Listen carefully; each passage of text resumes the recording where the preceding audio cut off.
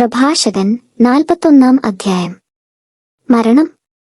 മരണമേ, തന്റെ സമ്പത്തിന്റെ മധ്യേ സമാധാനപൂർവം ജീവിക്കുന്നവൻ, അല്ലയില്ലാതെ എല്ലാ ഐശ്വര്യങ്ങളുമുള്ളവൻ, രുചികരമായ വിഭവങ്ങൾ ആസ്വദിക്കാൻ ആരോഗ്യമുള്ളവൻ, നിന്നെപ്പറ്റി ഓർക്കുന്നത് എത്ര അരോചകമാണ്.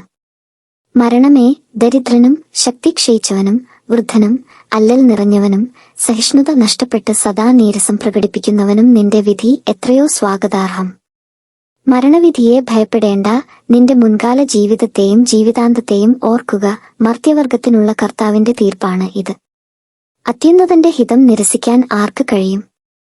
ആയുസ് 10, 100, 1000 വർഷം ആയിക്കൊള്ളട്ടെ, പാതാളത്തിൽ അതെപ്പറ്റി ചോദ്യമില്ല. പാപികളുടെ സന്താനങ്ങൾ മ്ലേച്ഛ സന്തതികളാണ്, അവർ ദൈവഭയമില്ലാത്തവരുടെ സങ്കേതങ്ങളിൽ സമ്മേളിക്കുന്നു.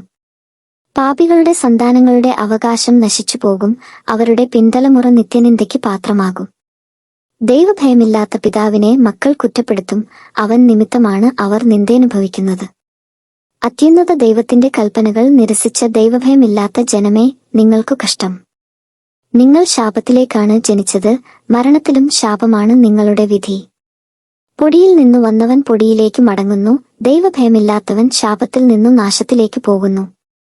ശരീരനാശത്തെ പ്രതി മനുഷ്യർ വിലപിക്കുന്നു, എന്നാൽ പാപികളുടെ പേരുപോലും മാഞ്ഞുപോകും.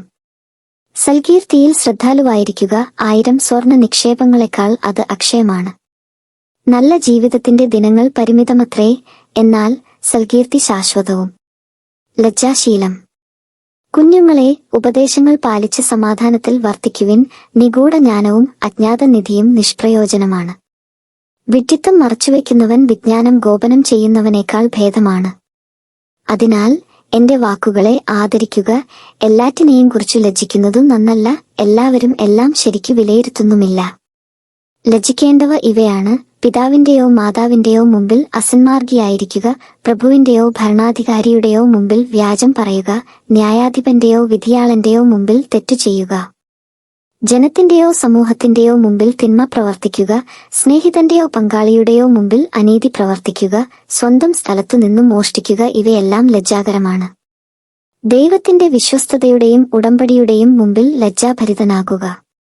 ഭക്ഷണാവസരങ്ങളിൽ സ്വാർത്ഥാൽപര്യം കാണിക്കുന്നതിലും ക്രയവിക്രയങ്ങളിൽ കാപട്യം കാണിക്കുന്നതിലും പ്രത്യഭിവാദനം ചെയ്യാതിരിക്കുന്നതിലും കുലടയെ അഭിലാഷപൂർവം നോക്കുന്നതിലും ബന്ധുവിന്റെ അഭ്യർത്ഥന നിരസിക്കുന്നതിലും അന്യന്റെ ഓഹരിയോ സമ്മാനമോ അപഹരിക്കുന്നതിലും അന്യന്റെ ഭാര്യയെ ദുർമോഹത്തോടെ നോക്കുന്നതിലും അവന്റെ ദാസിയുമായി ബന്ധപ്പെടുന്നതിലും ലജ്ജിക്കുക. അവളുടെ കിടക്കയെ സമീപിക്കരുത്. സ്നേഹിതന്മാരുടെ മുമ്പാകെ നടത്തിയ വഷളായ സംസാരത്തിന്റെ പേരിൽ ലജ്ജിക്കുക. ദാനം ചെയ്തിട്ട് കൊട്ടിഘോഷിക്കാതിരിക്കുക. പരദൂഷണം ആവർത്തിക്കുന്നതിലും രഹസ്യം വെളിപ്പെടുത്തുന്നതിലും ലജ്ജിക്കുക. അപ്പോൾ ഉചിതമായ ലജ്ജയായിരിക്കും നിന്റേത്, എല്ലാവരും നിന്നെ ഇഷ്ടപ്പെടുകയും ചെയ്യും.